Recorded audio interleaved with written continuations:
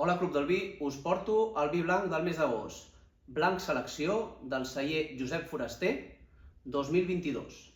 És un vi del celler Josep Foraster que està situat al poble de Montblanc, denominació d'origen Conca de Barberà. És un celler relativament jove, perquè neix l'any 1998, però des del segle XIX ja cultivaven raïm, que llavors van estar venent durant el segle XX a cooperatives de Montblanc i de la Conca de Barberà.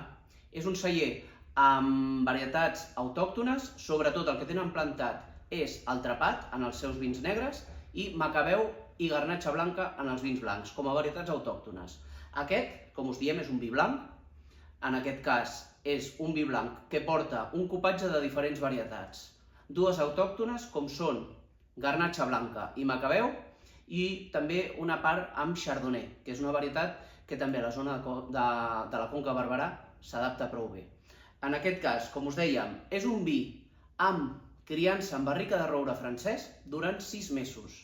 Tot i això, no és una criança total, sinó és parcial. El 50% descansa, diguem, en ínox i després embotellat, i el 50% en barriques de roure francès per després fer el cupatge final.